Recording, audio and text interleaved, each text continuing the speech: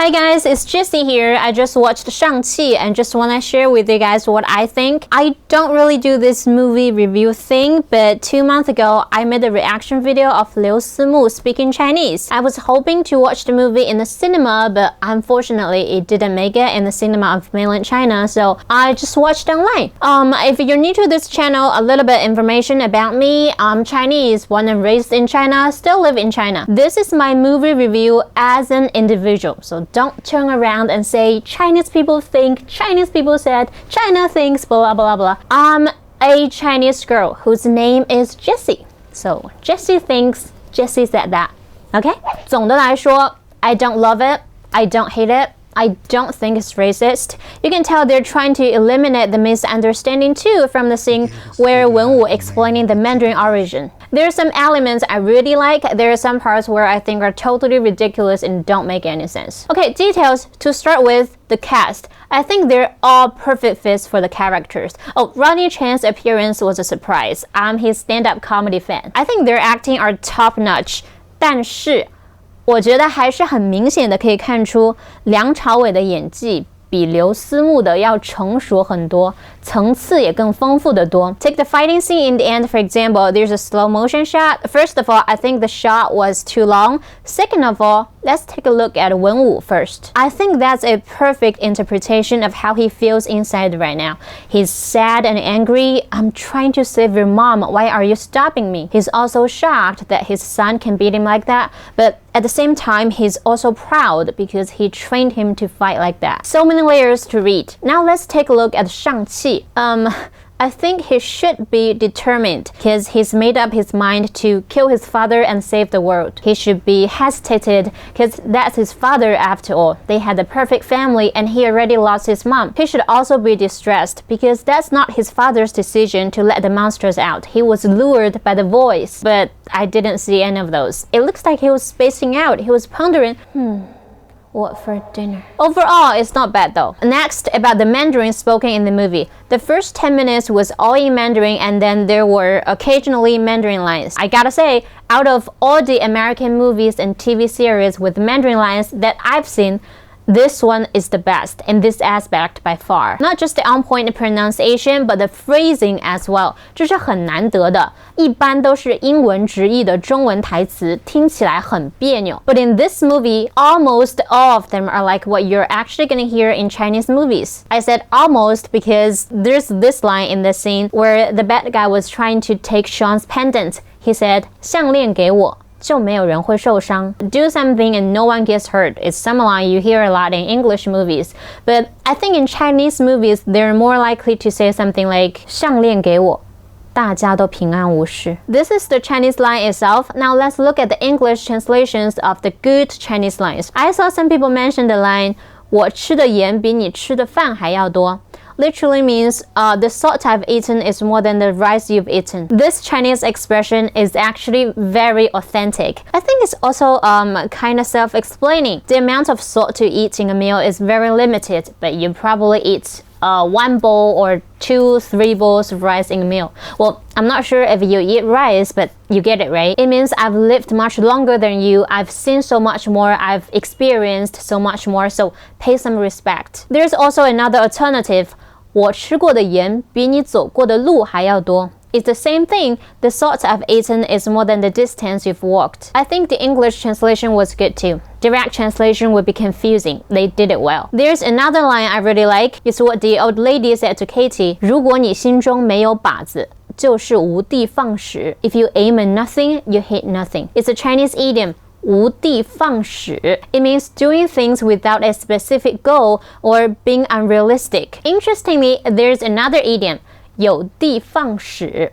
It's just the opposite. It means doing things with a very clear goal. Another line I want to mention is from Guang Bo. So before the war started, he said, 齐天共战，视死如归. I don't think 齐天共战 means to aim at the sky. It's more like to fight by the side of the god. 视死如归 is a Chinese idiom. It literally means to see death as home. So fearless of death, to see death as an honor. In English, it says aim at the sky to win or die. In Chinese, it's more like to fight by the side of the god. If we die as heroes. It's more about the spirit than the techniques. Also, there's a really obvious mispronounced character. I noticed because it's sort of an important line and they said it more than once. 血债必须要血偿。血债必须要血偿。 It's a Chinese idiom. 血债血偿. 血 or 血 means blood. It only has these two pronunciations, but they pronounce it as 血. Combine these two together is incorrect. But in their defense, a lot of native speakers make the same mistake as well, so it's not a big deal. Just good to know as a student. And some people think it's kind of weird that they spoke Mandarin instead of Cantonese in Macau. Well, I've only been to Macau twice. Here's a vlog of me in Macau. I loved it there. Based on what I saw, people I met during these two trips were actually quite fluent in Mandarin as well. The main language is Cantonese, but they can also speak Mandarin. So I think it still makes sense that they spoke Mandarin to Shang-Chi. Okay, now let's talk about the plot. I think the biggest problem of this movie is that the villain is not a villain. So how do you make a superhero if there's no bad guy? If anything, Wenwu is more like the lead character.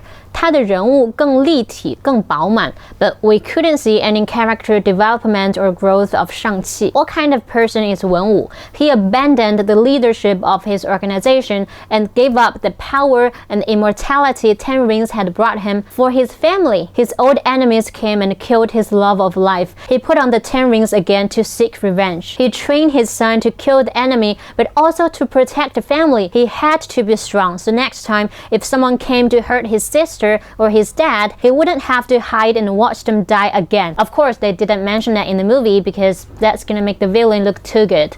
But it makes perfect sense, no? The only thing that could make him a villain is when he ordered to burn the village down. But that wasn't him. That was the Soul Eater. His wife got killed. Both his son and daughter ran away. He didn't even know if Shang-Chi eventually killed the murderer or not. Now all he wanted is to get his wife back and unite the family. And where did that get him? His own son wanted to kill him for his wife's death, and in the end, he sacrificed himself to save his son. Now you tell me, who's the villain and who's the leading character in this movie? This movie shouldn't be called Shang-Chi and the Legend of the Ten Rings. It should be called Wenwu's sad story. Now let's think about, what did Shang-Chi do? So he took the revenge, he killed the man who killed his mother right in front of him, and then he felt guilty and ran away, and he's blaming his dad for everything, even his mom's death. Oh, come on, listen to yourself. You were there. Is that fair? In the part where he said, you trained your son to be a killer, is this what you wanted? Oh, come on. No one forced you to be a killer. Your dad asked for your help and you said yes. Well, you didn't say yes, but you nodded. Now you know what, you just forgot? And leaving his young sister to whom he promised he'll come back in 3 days, and his heartbroken, traumatized father. He wasn't there when his family needed him, and he didn't even feel sorry for that. Well, we didn't see that in the movie. Didn't even apologize to his sister. If you have waited for someone who never came back, you know exactly how that feels. He sounds like an asshole to me. I have an elder brother. My brother would never leave me like how Shang-Chi left his sister. A superhero shouldn't be such an irresponsible man. It's not right. And I've been waiting for a twist, like maybe his father let him go on purpose, maybe in the village there's a spy or a traitor, but no. Everything worked out for Shang-Chi smoothly. His character is plain and dry, sometimes annoying. Well, he can fight, he's nice, but that's not enough to make a character vivid. By the way, the whole dragon scale to kill the Soul Eater thing kind of sounds like a replica of Game of Thrones. You know, the dragon glass to kill the White Walker. Was it just me or did that occur to you as well? 当然啦，这些感受都是很主观的。1000个人眼中有1000个哈姆雷特. Feel free to disagree. I'm very interested in your opinion on this matter too. Next, about the mythical creatures. I hope I won't bore you. First, the faceless chicken pig thingy. I don't know what that is, but I think it's adorable, especially the play dead scene. Second, the firebird they saw at first. In Shanhai Jing, a Chinese compilation of mythic geography and beasts, there is a firebird called 赤壁. Well, nowadays, 赤壁 refers to a kind of pheasant, but in mythology, it's a sacred bird. The next creature they saw was a nine-tailed fox. It exists in Chinese, Japanese, Korean mythology. In Chinese, it's called 九尾狐literally means nine-tailed fox. It's from Shanghai as well. In the earlier dynasties, it's considered to be a 瑞兽, which means lucky beast. People loved it. But with time passing by, it's believed that they can shapeshift into beautiful women to seduce men and eat them. Up to this day, there's still a word called 狐狸精 literally means fox spirit. It's used to describe seductive women, like 你个不要脸的狐狸精，专门勾引别人老公。Next, this weird-looking horse with a dragon face, it kinda looks like a 麒麟. In Chinese mythology, 麒麟 is like dragon and phoenix. It's an important part of Chinese culture. There are different descriptions of how a 麒麟 looks like in different books, but this one kinda looks like the 水麒麟 in a Chinese TV series. It lives underwater though. And this giant lion-looking creature, it kinda looks like 酸泥. Oh, this is interesting. So in Chinese mythology, the dragon has mated with 9 animals. One of them is lion, and their son is 酸泥. So 酸泥's dad is a dragon, mom is a lion. There's even an expression, 龙生九子，各有不同. The dragon has 9 sons, and they're all different. It means even if you and your siblings have the same parent or parents, you can still have very different personalities and all. So next time, if your mom says something like, "Why can't you be like your sister?" you tell them, "Well, mom, 龙生九子，各有不同." That'd be cool. Okay, the last one, 龙 dragon, or more specifically Chinese dragon, because they're quite different from the Western dragons, right? Dragon means a lot to us. We call ourselves 龙的传人, descendants of the dragon. In ancient times, the emperor was considered to be a 真龙天子, which means real dragon, son of the god. There are many different types of dragons. I'm not an expert, but I know 蛟龙 lives underwater, so maybe it's based on that. Also, I have a question. Where are they at the war? Except the dragon and 酸泥, they're all gone for no reason. Like, their appearance was just to amaze the viewers. Look! Are these Chinese enough? I think if they were there at the war and each has a special talent, that would be interesting. Next, let's talk about the costume. Well, you guys know how much I like the Chinese style outfits. I like most of the outfits in this movie. My favorite one is the one Ying Li was wearing in the beginning. Well, her daughter Xialing wore it when she arrived in the village too. Second favorite is the black top of Xialing. I think they both show feminine but powerful sides of Chinese women. They fit characters well, it just feels right. These 2 robes of their auntie, I think they're more like Southeast Asian style than Chinese. I'm not sure, let me know what you think though. I like Wenwu's looks, especially the last one. These dangling bits make him look so graceful when fighting too. I don't really get Shang-Chi's last look though. What's with the jeans and sneakers? Why can't you wear boots like your dad and your sister? You know, when he's making these Tai Chi moves, the shot where he drew a circle with his sneakers on, I was like, oh, 很出戏耶. 出戏 means it dragged me out of the scene. But I guess some people like it that way, like a regular man wearing casual clothes could be a superhero too. Maybe? Do other superheroes wear jeans and sneakers when fighting? I don't think so, but let me know. I just think he'll look better with the full costume on. Oh, speaking of costume, I still don't get this scene. Why did they change into suits? It's not like a place you have to wear suits to get in. It's a mahjong place. So why? I don't get it. Next, set design of the scene. First, Wenwu's bedroom. I like the room in general and the lanterns hang up there, but the bed and the desk lamps just don't belong there. I think a shelf bed, 架子床 would fit better. It's got a roof and curtains. I was born in a house with that kind of bed. My grandparents, my great-grandparents' house all have that kind of bed. If you watch Chinese movies or TV series that were set in ancient times, the bed is always like that. And maybe replace the lamps with candles. I think it'll make him look more lonely in this scene. Also reminds people that he has lived more than 1,000 years, finally met someone, but she's gone.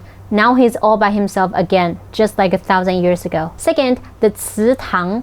祠堂 is a place to pay respect to your ancestors. There are memorial tablets just like these in the movie. 2 things I need to say. Did you see the couplets in the background? This pair is especially for 祠堂. It says, 进功名秀则睹其庆，朝暮列祖在夕之光. It basically says, respect and honored ancestors, the offspring shall live a prosperous life. Another thing is what it says on the memorial tablets of 阴历, 先子阴历之灵位. Let's break it down. 先 means late, as in someone who passed away. 子 means elder sister. 灵位 spiritual position. So late elder sister English spiritual position. Why do I have to say elder sister? Because Chinese family trees are complicated. We have a word for each relative. So if it's a younger sister, here it should be 弟. So how do we know who's the elder sister? 英丽 or 英男. When 英男 was introducing herself, she said, 我是你们的小姨. In English, it just says auntie, but in Chinese, 小姨 is your mom's younger sister. Yingnan made these memorial tablets. That's why it says 仙子. Next, Xialing's bedroom. Not sure if you guys noticed the posters on the wall, but I did. There's a live performance of a band called 自行车链条 Bicycle Chain on May 16th. Oh, mostly music posters. There is 塑料小提琴, plastic violin, a lot of skeletons. There's even a poster that says 骷髅 skeleton. And look at these, 额叶切除. It's a kind of surgery. I don't know its English name. Let's see. 额叶切除. Oh, it's the lobotomy. Okay, so she's got two posters that says lobotomy in her bedroom. Well, is it possible that might be another band's name? Because we've got like bicycle chain, plastic violin, so maybe there's a band called Lobotomy. That would be cool. Let's see. Lobotomy band. Oh, it is. It's a musical group. Dance, electronic, rock. Okay, that's quite a cool name for a band.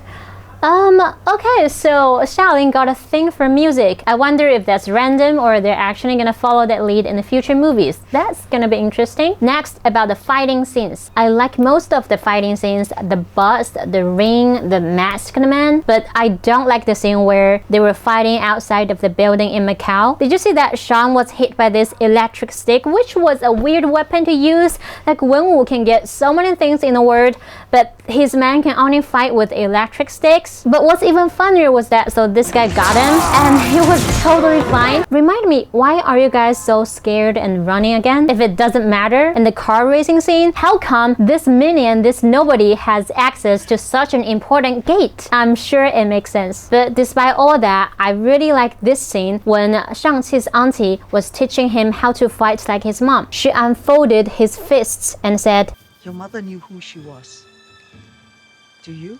I think this line should be in Chinese though. My interpretation is that you're Chinese, fight like one. There's a Chinese idiom, 以柔克刚, which means to use softness to conquer strength. So I really like the idea of this scene. So those are the big genres. Now I want to talk about some random things I find interesting in this movie. I like this whole moving on is American concept scene. Katie said, don't forget your American mom. I also like it when Shang-Chi was teaching Katie to pronounce his name. When Xialing said 5 meters and Katie said, what's that in feet? Oh, and Auntie Yingnan said, you look like your mom. I don't know if she actually meant it or if that was a joke, but I laughed. What else? Oh, when Xialing and this armless guy were fighting in Taluo. So as long as Auntie said, I breached the gate, they were like, oh, okay, we're done. Okay, that's pretty much it. A lot of information, huh? Anyways, the actors are great. I do hope they can get a better story in the sequel. And hope you guys liked this video. I'll see you guys next time. Bye bye.